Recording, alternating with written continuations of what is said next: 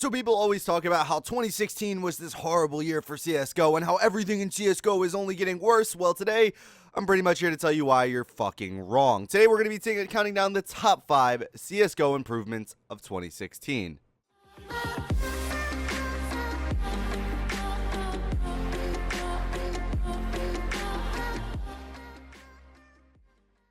So going in at number 5 on this list is of course going to be the CSGO sound update, and this update is multiple updates, but I'm going to probably put them all in one. So the AWP sound was updated, the Scout sound was updated, the M4A4, the M4A1S, and the AK, and pretty much all the guns in the game were updated sound, but they were slowly all done over time. But I'm going to group them all together on this one list because they all happened within this year, I'm pretty sure, and pretty much they all did the same thing. Originally, I wasn't a big fan of the new sounds. I didn't think that they were very good, but with playing them for maybe a few months now, I've gotten used to them, and now when I look back at the old sounds, I realize just how bad that they actually were. The new sounds make the game a lot better, everything sounds a lot better, and it just goes to show that this is the year that Valve has actually tried to fix the game and fix some of the things that have been a problem since release. No one was really bitching about the sounds and no one was really complaining that they were really bad, but Valve took it upon themselves to fix them anyway, and the community, like me, kind of hated them at first, but actually likes them a lot now. I'm curious to think what you guys think of the new sounds, because I still know a few people that actually hate them, and I think it's really, really weird. The only problem with any sound that I have in the game currently is the AWP. I think it sounds a little bit too powerful, maybe a bit too much like a lightning strike, but even that I've gotten used to over time. I didn't hate it nearly as much as I did when it first released, and this is absolutely one of the coolest updates in CSGO because it goes to show that they're even fixing the little stuff in the game, and it goes to show that they actually do care about the game, even, like I said, the small stuff that not too many people were really complaining about. Number 4 on this list is going to have to be the remake of Inferno. So Inferno was one of those maps that I didn't really like. I thought it was way too CT sided, and it was just never in my queue, and I never really played it because I didn't really enjoy it, and that's why I was really excited when Valve originally took it out of the active duty and said they were going to be reworking on it. We've seen maps like Train and Cobblestone get reworked a bit, and it's interesting to see that they're reworking a lot of these maps in CSGO to make them better and make them more competitive, and that's exactly what happened with Inferno here. I'm absolutely loving the new version of Inferno. I think it's really good. I think they fixed a lot of the balancing issues with it, and overall just the aesthetic of it looks a lot better than old Inferno. There are a ton of changes on the map that I recommend you look up on YouTube because you might not have seen them all, and the map just overall plays a lot better in my opinion, and all of my friends enjoy it a lot more. It's cool to see that it's back in active duty, and it's definitely a map that I'm actually starting to queue up for, while with old Inferno, yeah, I was never trying to play that at all.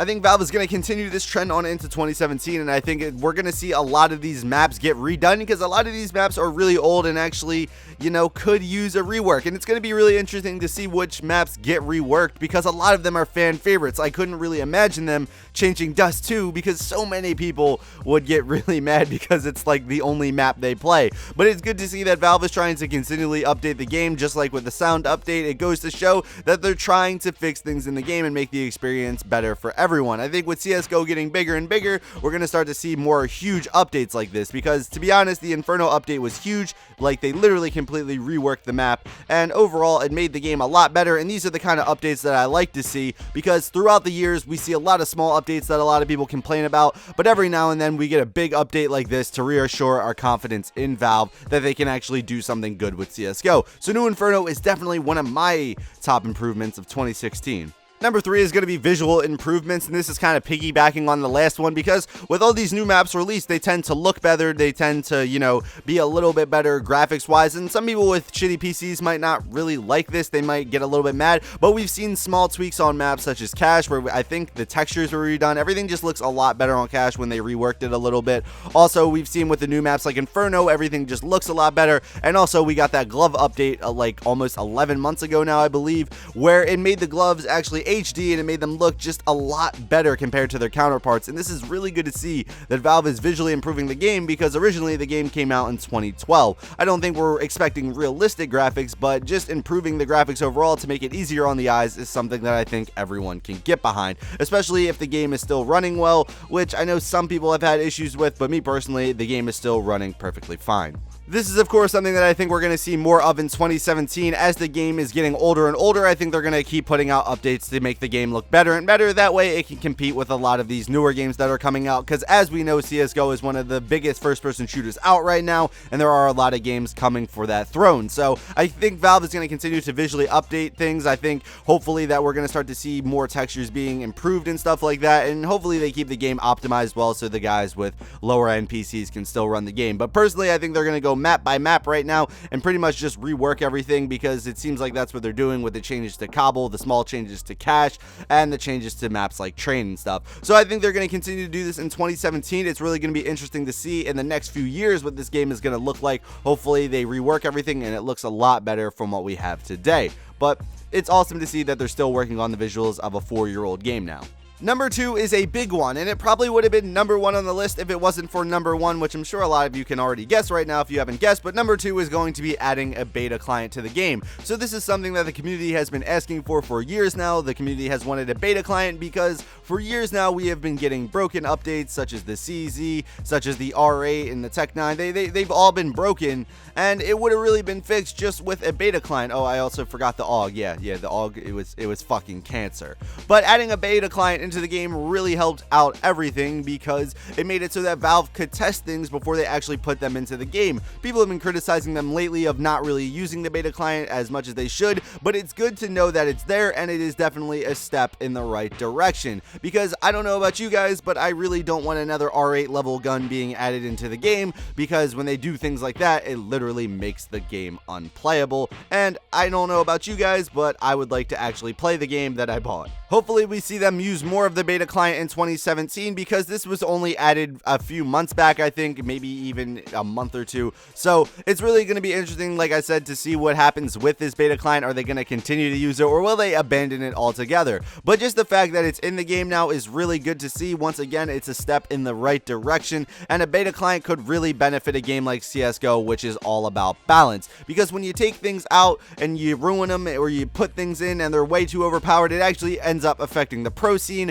And I remember majors and a lot of tournaments were having issues with this, of Valve just adding things into the game and then the tournament advisors having to decide whether or not to keep them in the game, and realistically that should never be a problem. So adding the beta client should hopefully eliminate that problem as well, and should overall make it for a better esports scene. It should make it better for the casual player, and it will pretty much make it better for me and you. So adding a beta client is very key, but the only thing that I think is better than that is going to be number 1, so let's get into that. Number 1, of course, is going to be Prime Matchmaking. This is absolutely the biggest thing to change in 2016 for CSGO. So for so long, people were complaining about Smurfs, they were complaining about cheaters, and no one really had any idea how to fix this. And Valve came out with the introduction of Prime Matchmaking. Pretty much, you have to sign up with your phone number, and you can only sign up with one phone number, and that way people are hoping to cut down on the amount of alt accounts people were creating to Smurf and to cheat. So pretty much, you can only play with other Prime Matchmaking members, and this has significantly dropped the amount of cheaters and significantly drop the amount of Smurfs, it seems like, in Prime Matchmaking.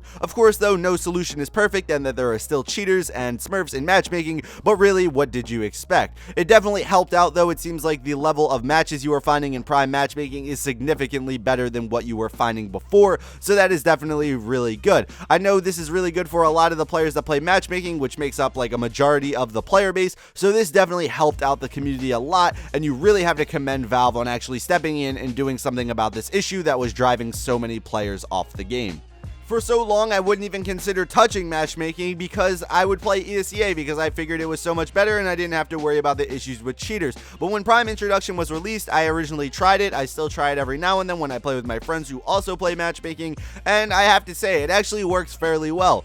Previous matchmaking was absolutely cancer. It was literally playing with cheaters every other game and playing with Smurfs. Well, I didn't really have the problem of Smurfs too much unless I was a lower rank back in the day, and that was a huge issue for me. It actually made me want to quit CSGO multiple times, and the people who are lower ranked now have it a lot easier as you're playing with Prime Matchmaking. Like I said, it's of course not 100% perfect, and I don't think any system really is, but it is definitely one of the biggest changes in 2016, and definitely something that that has helped the community out a lot, and I don't think I can find one person who says, yeah, I fucking hated prime matchmaking, I don't think it should have been added into the game. But yeah, guys, let me know what you guys think are some of the improvements that happened in 2016. Do you guys think 2016 was a good year for CSGO? Because personally, I think it was a great year for CSGO. I think they added a lot of things into the game that needed to be added. Of course, there are still problems with the game, and of course, there are still things that need to be fixed.